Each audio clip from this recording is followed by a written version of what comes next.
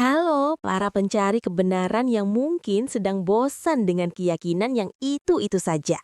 Selamat datang di kanal Silent Majority, tempat kita mempertanyakan segala hal, termasuk mengapa Tuhan tidak menyembuhkan amputasi dan mengapa bawang goreng mie sedap begitu menggoda.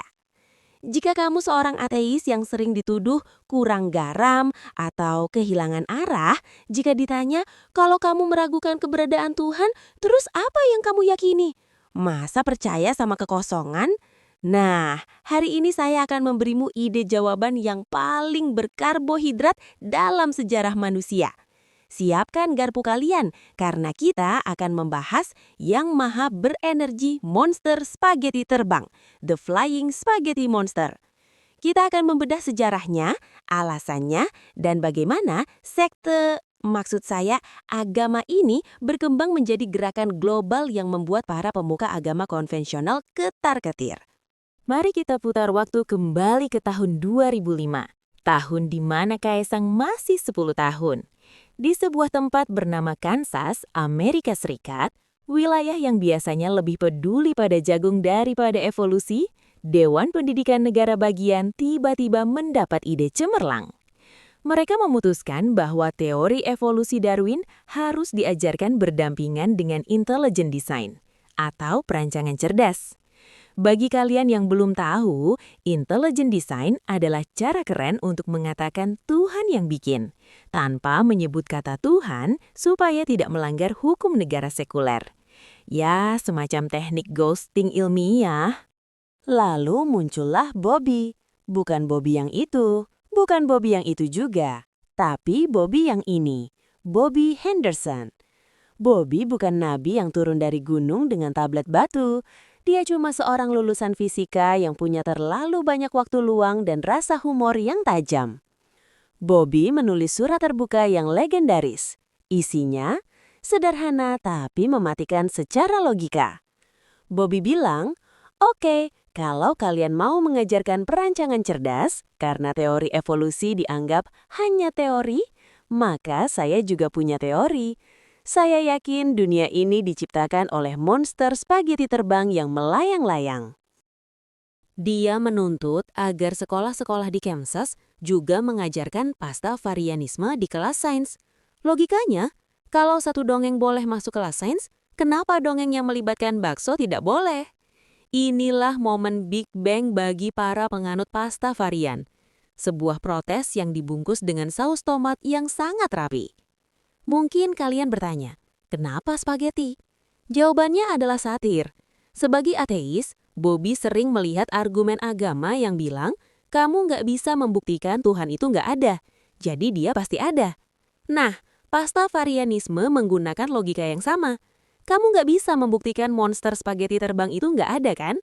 Dia tidak terlihat, dia bisa menembus dinding, dan dia sengaja mengubah hasil tes karbon pada fosil-fosil dinosaurus dengan anggota tubuhnya yang berbentuk mie untuk menguji iman hamba-hambanya.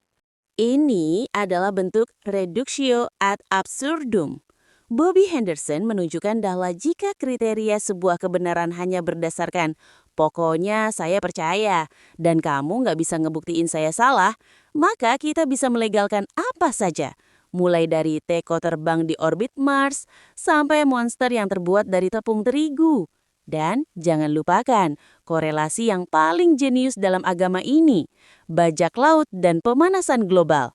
Dalam suratnya, Bobby menyertakan grafik yang menunjukkan bahwa seiring dengan berkurangnya jumlah bajak laut sejak tahun 1800-an, suhu global terus meningkat.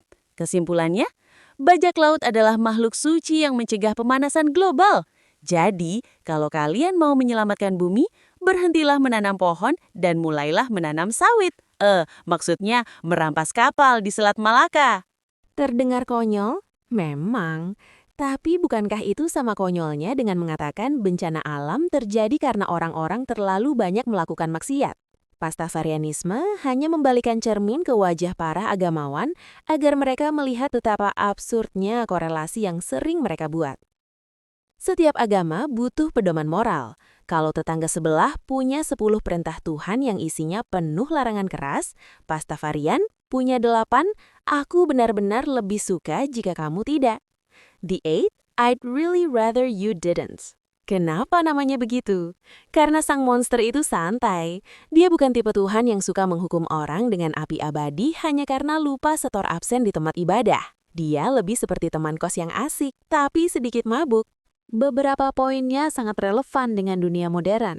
Aku benar-benar lebih suka jika kamu tidak bertingkah seperti orang suci yang menyebalkan saat menyebarkan keagunanku. Sangat menyentil, bukan? Aku benar-benar lebih suka jika kamu tidak menggunakan keberadaanku sebagai sarana untuk menindas, menundukkan, menghukum, atau bersikap jahat kepada orang lain. Bayangkan jika semua orang mengikuti dua aturan ini saja. Kita tidak akan punya perang suci, tidak ada debat kusir di kolom komentar YouTube, dan dunia akan jauh lebih tenang. Lalu bagaimana dengan akhirat? Surga Pastafarian jauh lebih menjanjikan daripada sekedar sungai susu atau bermain kecapi di atas awan. Di surga Pastafarian ada gunung berapi bir dan pabrik penari telanjang. Bagi kalian yang merasa ini misoginis, tenang. Versi modernnya sudah diperbarui agar lebih inklusif. Pabrik penari telanjangnya menyediakan apapun yang sesuai dengan preferensi orientasi seksual masing-masing penghuni surga. Adil kan? Neraka? Oh, ada juga. Isinya sama, gunung berapi bir dan pabrik penari telanjang. Bedanya, birnya sudah basi dan penarinya kena penyakit menular seksual.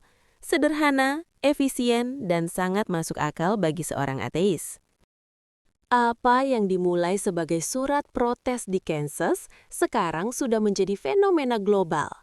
Pastafarianisme bukan lagi sekadar meme di Reddit. Ini sudah menjadi perjuangan hak sipil yang serius, meskipun dilakukan dengan memakai saringan mie di kepala. Di berbagai belahan dunia, penganut Pastafarian berjuang untuk mendapatkan pengakuan resmi. Mengapa? Bukan karena mereka benar-benar ingin menyembah karbohidrat, tapi untuk membuktikan satu poin penting, kesetaraan hukum. Ingat kasus di Austria atau Jerman? Ada orang-orang yang bersikeras memakai saringan mie di kepala untuk foto SIM atau paspor mereka. Alasannya, ini adalah penutup kepala religius saya. Jika seorang biarawati boleh memakai kerudung atau seorang penganut Sikh boleh memakai turban di foto resmi, kenapa saringan mie dilarang? Jika pemerintah mulai menentukan mana agama yang asli dan mana yang bercanda, maka pemerintah tersebut sudah melanggar prinsip kebebasan beragama. Pastafarianisme adalah stres tes bagi demokrasi. Mereka memaksa hakim dan birokrat untuk mendefinisikan apa itu agama. Dan hasilnya luar biasa. Di Selandia Baru, gereja monster spaghetti terbang sudah diizinkan secara hukum untuk menikahkan pasangan. Bayangkan, menikah di depan seorang minister yang memakai topi bajak laut dan bersumpah atas nama bakso. Itu jauh lebih berkesan daripada janji suci yang membosankan. Di Belanda, mereka juga sudah terdaftar secara resmi sebagai organisasi keagamaan. Meskipun di beberapa negara lain, termasuk mungkin di tempat kalian menonton ini, mencoba mendaftarkan agama ini mungkin akan membuat kalian berakhir di ruang konseling atau penjara karena dianggap menodai sesuatu yang suci. Tapi hey, bukankah semua agama besar bermula sebagai sekte kecil yang dianggap gila oleh penguasa zamannya? Buat teman-teman yang skeptis, pasti sering dianggap kering, terlalu serius dengan sains, dan tidak punya ritual. Pastafarianisme memberikan cara untuk tertawa sambil tetap kritis. Ini adalah senjata intelektual.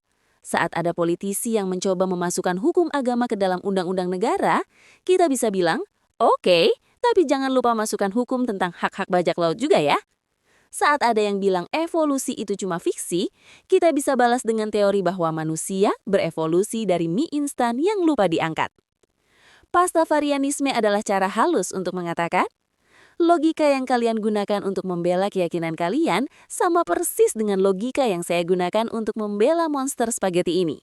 Jadi, mari kita sama-sama akui bahwa kita semua sebenarnya cuma sedang menebak-nebak dalam gelap. Bedanya, para Pastafarian tidak akan membakar buku atau mengusir tetangga hanya karena mereka lebih suka mie Bangladesh nyemek daripada ramen. Pastafarian adalah penganut agama yang paling toleran karena Pastafarianisme sendiri tahu bahwa Tuhannya mungkin cuma hasil halusinasi seorang pria yang lapar di Kansas. Jadi, apa kesimpulannya? Apakah monster spaghetti terbang itu nyata? Secara harfiah, mungkin tidak. Kecuali jika kalian sedang berada di festival kuliner Italia. Tapi secara simbolis, dia sangat nyata. Dia adalah simbol perlawanan terhadap dogmatisme yang kaku. Dia adalah pengingat bahwa humor adalah cara terbaik untuk menghadapi klaim-klaim absolut yang tidak masuk akal. Dunia ini sudah terlalu penuh dengan orang-orang yang merasa memiliki kunci surga dan siap menghakimi siapapun yang tidak punya kuncinya. Pastafarian hadir untuk mengingatkan kita, kalaupun ada pencipta di luar sana, dia pasti punya selera humor yang sangat tinggi. Lihat saja Platypus, atau lihat saja politikus kita. Semuanya berantakan seperti tumpukan spaghetti. Bagi kalian yang masih ragu, cobalah masak spaghetti malam ini. Lihatlah bagaimana helai-helainya meliuk. Rasakan teksturnya. Jika kalian merasa bahagia, mungkin itu adalah sentuhan Noodly yang sedang menyapa jiwa kalian. Jangan lupa untuk selalu skeptis.